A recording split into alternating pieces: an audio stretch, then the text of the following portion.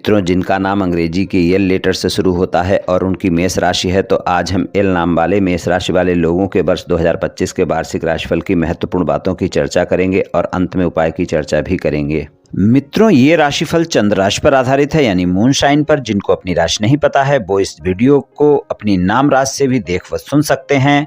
वार्षिक राशिफल में हम मुख्यतः शनि, गुरु, राहु और केतु के गोचर के आधार पर आपको क्या परिणाम मिल सकते हैं, धन और आय के मामले में, व्यापार कारोबार नौकरी के मामले में, शिक्षा में, प्रेम संबंध वैवाहिक संबंध में, पारिवारिक जीवन और स्वास्थ्य में, इसके बारे में चर्चा करेंगे। तो चलिए मित्रों, शुरू करते हैं। सबसे पहले शनि, गुरु, राहु और केतु का गोचर जान लेते हैं। शनि देव जो है वर्ष 2025 में 2 राशियों में गोचर करेंगे। पहले तो 29 मार्च 2025 तक वो कुंभ राशि में गोचर में रहेंगे और 29 मार्च 2025 को ही राशि परिवर्तन करके वो मीन राशि में अपना गोचर प्रारंभ करेंगे और फिर 2025 के पूरे वर्ष में 29 मार्च 2025 से लेकर और वर्ष के अंत तक 2025 के वर्ष के अंत तक वो मीन राशि में ही गोचर करेंगे। राहु भी 2 राशियों में गोचर करेंगे। पहले तो उनका गोचर मीन राशि में रहेगा 18 मई तक के समय में और 18 मई 2025 को ही राशि परिवर्तन करके वो अपना गोचर कुंभ राशि में प्रारंभ करेंगे और फिर पूरा वर्ष 2025 वो कुंभ राशि में ही रहेंगे।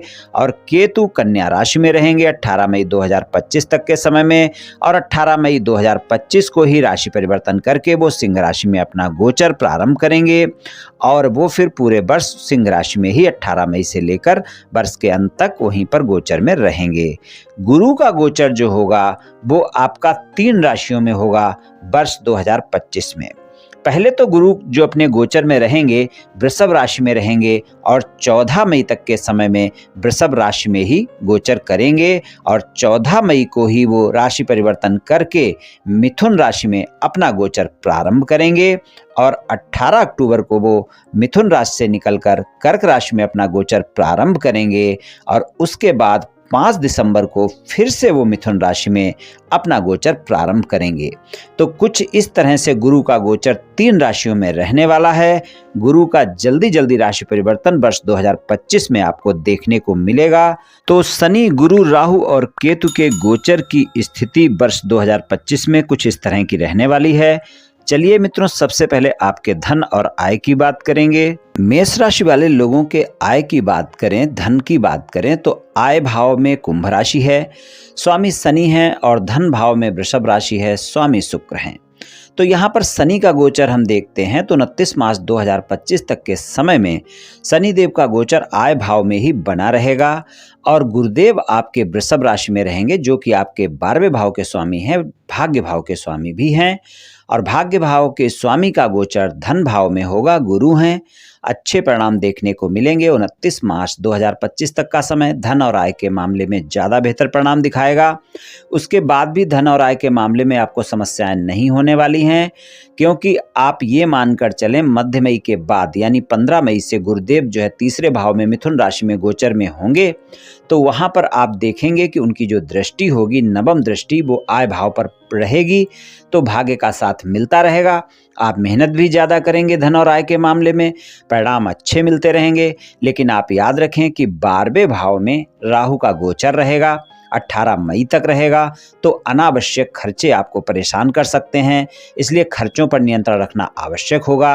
और 18 मई के बाद राहु जो है आपके आय भाव में ही गोचर में आ जाएंगे, कुंभ राशि में आ जाएंगे। लेकिन वहाँ पर आप देखेंगे गुरुदेव की दृष्टि बनी रहेगी तो कोई समस्याएं नहीं आने वाली हैं। लेकिन अनावश्यक खर्चे इसलिए भी बने रहेंगे क्योंकि 29 मार्च के बाद शनिदेव का जो गोचर है, जो कि आय भाव के स्वामी हैं, 12वें भाव में हो जाएगा।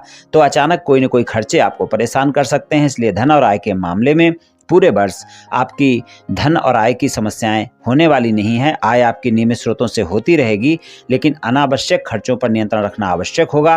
अनावश्यक खर्चे आपको खासकर मार्च के बाद का जो समय होगा वहाँ पर आपको अपने अनावश्यक खर्चों पर नियंत्रण रखना जरूरी होगा। आपका कोई न कोई ऐसा खर्च भी हो सकता है जो आपके स्वास्थ्य को लेकर हो या परिवार के स्वास्थ्य को लेकर हो, तो खर्चों पर नियंत्रण रखना जरूरी होगा। आपके व्यापार, कारोबार और नौकरी की बात करें, दसम भाव में मकर राशि है, स्वामी शनि है, एकादश भाव में गोचर है। मार्च तक का समय व्यापार, कारोबार और नौकरी के लिए अच्छा समय है। खासकर जो लोग नौकरी में हैं उनके लिए ज़्यादा अच्छा समय रहेगा। वहाँ पर देखें, आपको कोई पदोन्नति या वेतन वृद्धि भी देखने को मिल सकती है मार्च तक के समय में। और जो लोग नई नौकरी की तलाश में हैं उनके लिए भी मार्च तक का समय अच्छा है, तो नौकरी वालों के लिए बेहतर है। और अगर आप विदेश से जुड़कर कोई व्यापार, कारोबार या नौकरी करते हैं तो वहाँ पर भी अच्छे परिणाम देखने को मिलेंगे। वहाँ पर पूरा वर्ष आपका अच्छा रहेगा, वहाँ पर पूरे वर्ष आपको बेहतर परिणाम देखने को मिलेंगे। लेकिन अगर कोई विस्तार करना चाहते हैं व्यापार, कारोबार में या फिर नौकरी बदलना चाहते हैं तो वहाँ पर थोड़ा सा सोच समझकर नौकरी बदलें या व्यापार, कारोबार में विस्तार करें, नहीं तो वहाँ पर फिर आप देखेंगे कि हानि उठानी पड़ सकती है। तो व्यापार, कारोबार और नौकरी के लिए भी समय बेहतर रहेगा। खासकर अगर विदेश से जुड़ी हुई कंपनी में नौकरी करते हैं या फिर विदेश से जुड़कर कोई व्यापार, कारोबार करते हैं, बहुत ज़्यादा बेहतर समय आपका रह सकता है। और बाकी जो भी सामान्य व्यापार, कारोबार या नौकरी हैं तो वहाँ पर आपके लिए मार्च तक का समय बेहतर है। उसके बाद आपको मिले जुले से परिणाम देखने को मिलेंगे। शिक्षा की बात करें, पंचम भाव में सिंह राशि है और स्वामी सूर्य हैं, और आपके छठे भाव में केतु का गोचर है और आय भाव में शनि का गोचर है। मार्च तक के समय में शिक्षा के मामले में भी ज़्यादा मेहनत करने की आवश्यकता होगी, तभी आपको अच्छे परिणाम देखने को मिलेंगे। मेहनत ज़्यादा करनी होगी, परिणाम कम मिलेंगे, इसलिए ज़्यादा मेहनत करें अच्छे परिणाम के लिए। इस बात का ध्यान रखकर चलें। कोई उच्च शिक्षा ग्रहण करना चाहते हैं तो वहाँ पर अच्छे परिणाम देखने को मिल सकते हैं। अगर कोई कंपटीशन एग्जाम की तैयारी कर रहे हैं तो वहाँ पर आपके लिए 18 मई के बाद का समय बेहतर है। 18 मई तक के समय में हालांकि केतु का गोचर छठे भाव में है, लेकिन गुरुदेव की पंचम दृष्टि छठे भाव पर बनी रहेगी, इसलिए वहाँ पर भी आपको अच्छे परिणाम मिल जाएंगे। लेकिन फिर भी मध्य मई के बाद का जो समय होगा वहाँ पर केतु का गोचर पंचम भाव में चला जाएगा, तो यहाँ पर कंपटीशन एग्जाम के लिए ज़्यादा अच्छा समय रहेगा। हालांकि गुरु की दृष्टि मध्य मई तक है, तो पूरे वर्ष आप प्रयास कर सकते हैं और मध्य मई तक के समय में भी आपको अच्छे परिणाम देखने को मिल सकते हैं। लेकिन अगर आपने अपनी एकाग्रता बनाकर नहीं रखी तो वहाँ पर आप ज़्यादा मेहनत नहीं कर पाएंगे। और जो लोग विदेश में जाकर पढ़ाई करने की इच्छा रखते हैं उनकी ये इच्छा इस वर्ष पूरी हो सकती है। आपका विदेश में दाखिला हो सकता है, आप विदेश पढ़ने जा सकते हैं। संबंध के मामले में पंचम भाव में सिंह राशि है और वहाँ पर अगर हम देखें तो मार्च तक के समय में, 29 मार्च तक के समय में शनि की दृष्टि बनी रहेगी। प्रेम संबंध में ईमानदारी बहुत आवश्यक होगी। अगर आप प्रेम संबंध में ईमानदार नहीं होंगे तो आपके प्रेम संबंध में वाद विवाद हो सकते हैं। आपके साथी के साथ आपका रिश्ता खराब हो सकता है। मार्च तक के समय में इस बात का ध्यान रखकर चलना होगा। और 18 मई से केतु का गोचर सिंह राशि में हो जाएगा, यानी पंचम भाव में हो जाएगा। प्रेम संबंध के मामले में अगर आप अपने साथी के साथ तालमेल बनाकर नहीं चलेंगे तो ये ऐसा समय होगा जब आपके साथी के साथ वाद विवाद हो सकते हैं, रिश्ते ज़्यादा खराब हो सकते हैं। इस बात का आपको ध्यान रखकर चलने की आवश्यकता होगी प्रेम संबंध के मामले में। तो प्रेम संबंध के मामले में अगर हम देखें तो 18 मई तक का समय सामान्य सा रहेगा। 18 मई के बाद के समय में आपको अपने साथी के साथ ज़्यादा तालमेल बनाकर चलने की आवश्यकता होगी। वैवाहिक संबंध की बात करें तो शादीशुदा जीवन में इस वर्ष आपको मिले जुले से परिणाम देखने को मिलेंगे। वर्ष की शुरुआत में आपको बाड़ी आपकी अच्छी रहेगी, लेकिन फिर भी आपको अपने साथी के साथ किसी भी तरह के वाद विवाद से बचना है। इस बात का ध्यान रखकर चलें। हालांकि रोमांस अच्छा रहेगा और आप अपने साथी के साथ समय भी बिताएंगे, लेकिन व्यर्थ की बातों को लेकर बहस हो सकती है, आपस में तनाव की स्थिति बन सकती है। इस बात का ध्यान रखकर चलें। और मध्य मई के बाद का समय रिश्ते में सामान्य परिणाम दिखाएगा, लेकिन गलतफहमी और शंकाएं पीछा नहीं छोड़ेंगी। इस बात का ध्यान रखकर चलना होगा।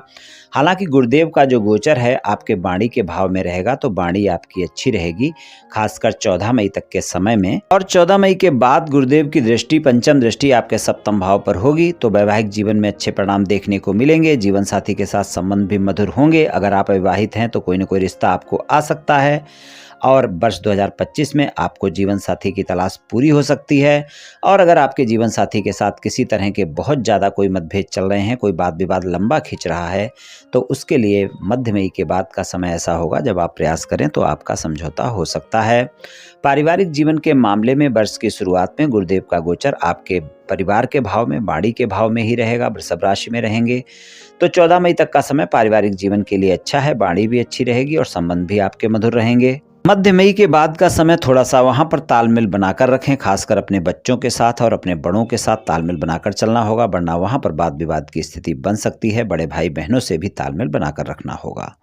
स्वास्थ्य के लिए भी वर्ष मिला जुला सा रहेगा। स्वास्थ्य में आपको अगर पेट से संबंधित किसी भी प्रकार की समस्याएं परेशान कर रही हैं तो उनका ध्यान रखकर चलना होगा। छोटी मोटी शारीरिक परेशानियां रह सकती हैं और पेट से जुड़ी समस्या होती है तो उसमें कोताही नहीं बरतनी है। वर्ष 2025 में इस बात का बिल्कुल ध्यान रखकर चलना है। अपने खान पान का ध्यान रखें, विशेष पौष्टिक भोजन लें, अपनी फिटनेस पर ध्यान रखें और पेट से संबंधित समस्या होने पर डॉक्टर से परामर्श अवश्य लें। स्वस्थ दिनचर्या अपनाएं, योग प्राणायाम करें, तनाव अपने ऊपर बिल्कुल हावी ना होने दें। और मेष राशि वाले लोगों के लिए मेरी ये भी सलाह है स्वास्थ्य के मामले में, 29 मार्च 2025 के बाद का समय जो है आपकी शनि की 7.5 भी प्रारंभ होगी। और अगर आपकी जन्म कुंडली में शनि की पोजीशन अच्छी नहीं है, आपकी दशा अंतरदशा भी अच्छी नहीं है, तो स्वास्थ्य के मामले में आप थोड़ा सा ध्यान रखकर चलें और स्वास्थ्य के मामले में कोई कोताही ना बरतें। और आप उपाय के मामले में सबसे अच्छा उपाय आपके लिए ये रहेगा कि आप शिव भगवान की पूजा उपासना करें।